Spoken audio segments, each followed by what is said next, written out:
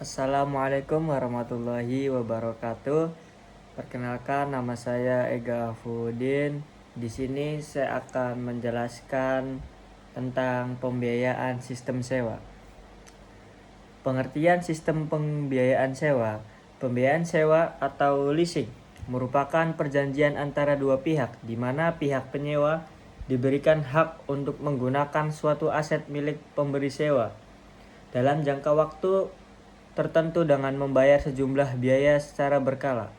Pada umumnya, leasing tidak memberikan hak kepemilikan aset kepada pemilik sewa, melainkan hak penggunaan selama periode yang telah disepakati.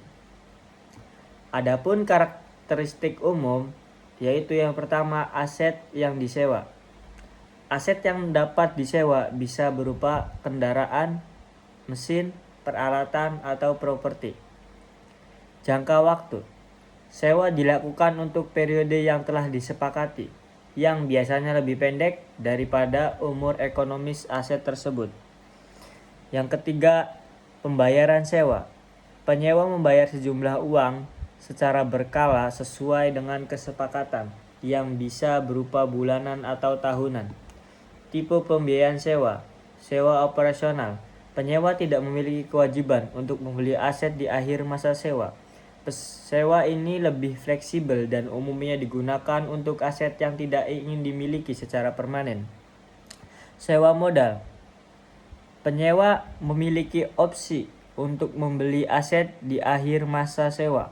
Ini biasanya melibatkan pembayaran yang lebih besar dan ditunjukkan untuk kepemilikan jangka panjang. Jenis-jenis pembiayaan sewa. Yang pertama ada sewa operasi. Merupakan sewa jangka pendek di mana aset tetap dimiliki oleh lessor. Dan pada akhir masa sewa, aset dikembalikan kepada lessor. Jenis sewa ini sering digunakan untuk alat berat, kendaraan, atau mesin produksi yang memiliki nilai penyusutan tinggi. Kemudian yang kedua ada sewa pembiayaan. Pada jenis ini, penyewa mendapatkan hak penggunaan aset untuk jangka waktu yang lebih lama, bahkan mendekati umur ekonomis aset tersebut.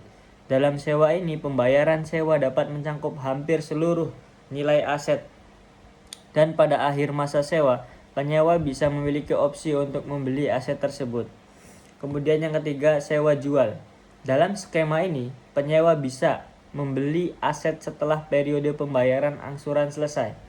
Setiap pembayaran yang dilakukan dianggap sebagai pembayaran cicilan untuk kepemilikan aset tertentu. Kemudian ada manfaat sistem sewa. Sistem sewa adalah model bisnis di mana seseorang atau entitas atau penyewa membayar untuk menggunakan barang atau jasa yang dimiliki oleh pihak lain selama jangka waktu tertentu. Berikut adalah beberapa manfaat dari sistem sewa. Yang pertama ada fleksibel keuangan. Penyewa tidak perlu mengeluarkan biaya besar untuk membeli barang secara langsung. Dengan menyewa, mereka dapat mengelola cash flow lebih baik dan menggunakan dana untuk keperluan lain. Kemudian ada akses ke barang berkualitas tinggi.